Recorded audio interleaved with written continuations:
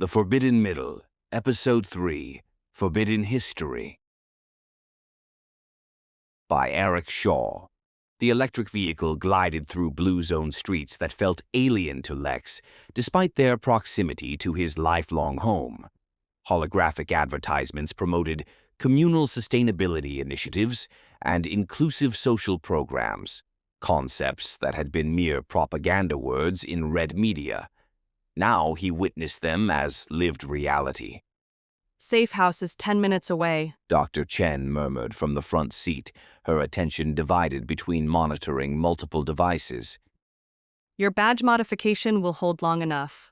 Maya adjusted her rearview mirror, catching his eye. The right thing and the hard thing are usually the same. That doesn't mean it gets easier.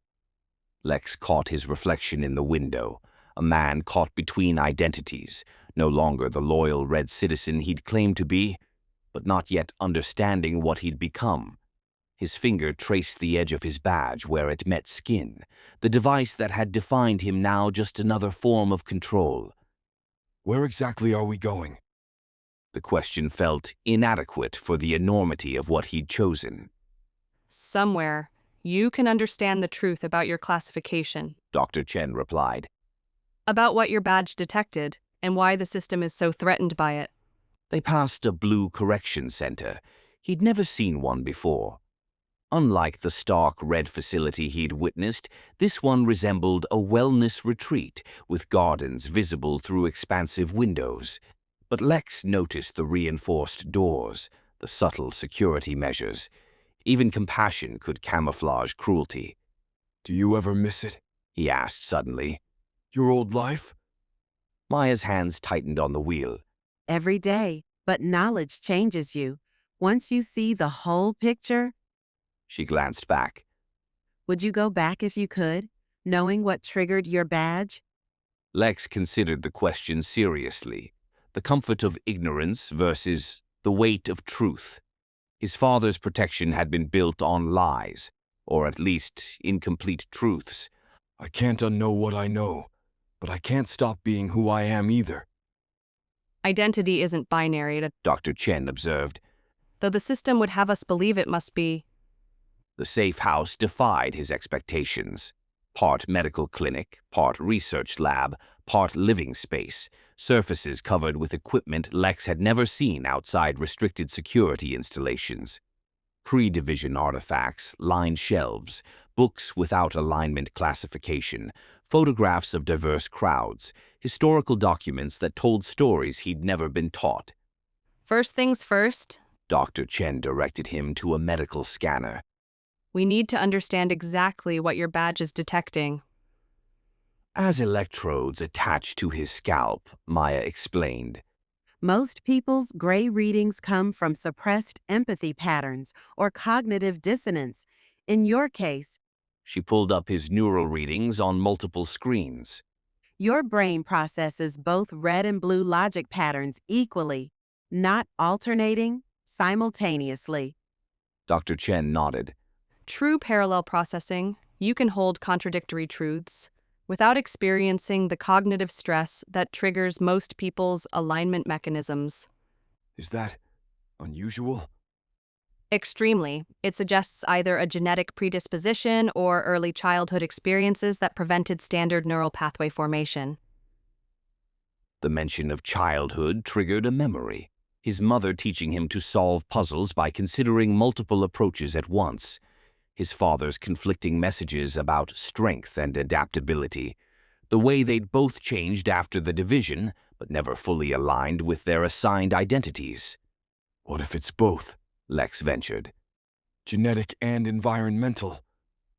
Dr. Chen and Maya exchanged glances. Tell me about your family, Dr. Chen requested. specifically their roles before and during the division. Lex recited what he knew. Father, a security consultant who became red enforcement. Mother, a teacher who aligned blue. Their marriage dissolved by mandatory separation. Basic history taught to countless children of divided families. But Dr. Chen was accessing something else. Before we continue, I need to show you something. but understanding this information will make you a higher priority target than you already are. Lex thought of his father's coded warning, the layers of protection that had isolated them both in different ways. I'm already here. Might as well understand why. Dr. Chen activated a secured archive, the screen filled with documents, photographs, and data streams that painted a picture far different from the official history he'd been taught. Your parents weren't just assigned to different alignments. She revealed. They were involved in the original development of the badge system. Lex shook his head. Number, they were programmers, teachers. Resistors, from the beginning. Maya's voice was firm. Before there was even a name for what they were doing. These could be forgeries. Dr. Chen's expression was patient. You think the system would forge resistance credentials for 2 senior architects of compliance? Even paranoia has limits. The silence in the room shifted. Not accusatory, just waiting. Documents appeared, his parents at conferences, protesting mandatory alignment proposals, his father's work on ethical security systems that respected privacy, his mother's research on maintaining political diversity in educational environments, both fighting against what they saw as dangerous polarization. Lex stared. They lied to everyone. No, Maya said. they lied to you to keep you alive. The next image showed his parents being offered a choice: participate in developing the containment protocols for gray classifications, or be among the first to undergo correction. They chose to survive, Dr. Chen said simply. to protect each other and their child. They built the cage. Lex whispered. Now I'm the one inside. New documents appeared, his parents signing documents with trembling hands, their young selves bearing expressions of devastation. But also calculations in the margins, hidden codes, what looked like deliberately planted system errors.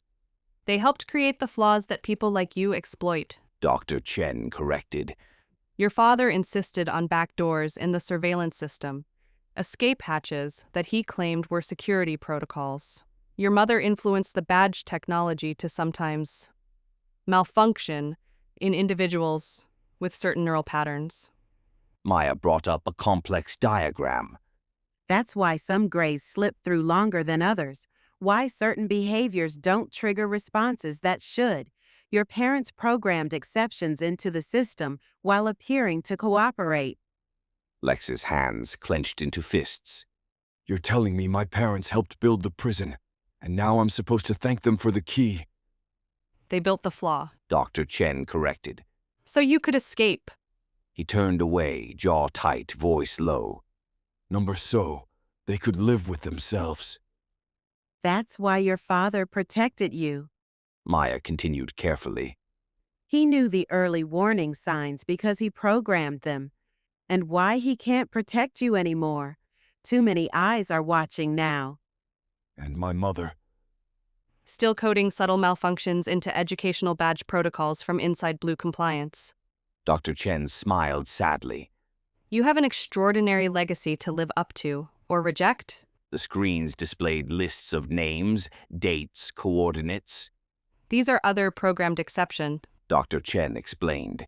Individuals whose gray readings were meant to activate only when they were ready to understand the truth. You're saying I was designed to wake up. Your parents planted seeds throughout the system. Maya said. Pressure points where empathy could break through conditioning, where people would eventually question what they'd been taught to accept. How many others?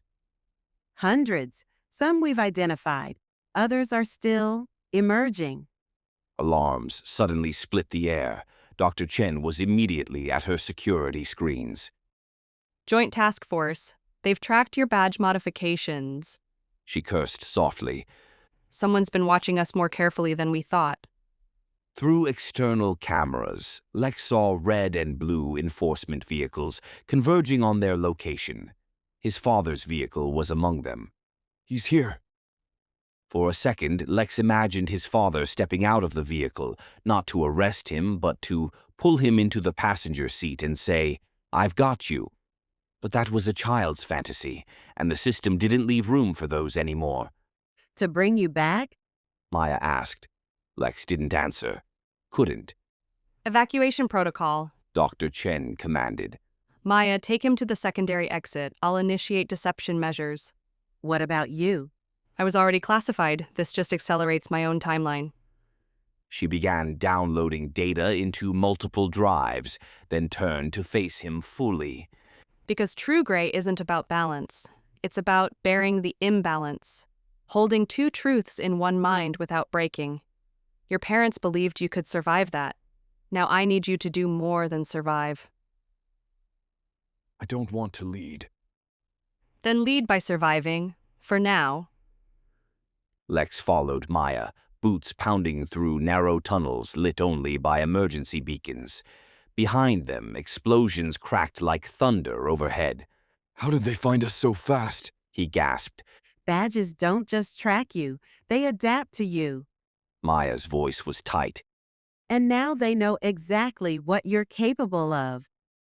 Through the grainy security feed on Maya's tablet, Lex caught sight of the lead enforcement vehicle. It was unmistakably his father's. The panel opened to reveal another exit tunnel.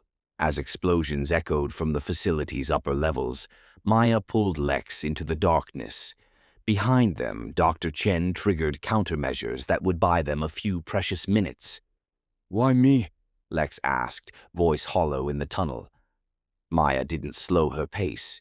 Because you're what happens when the system fails, and evolution begins.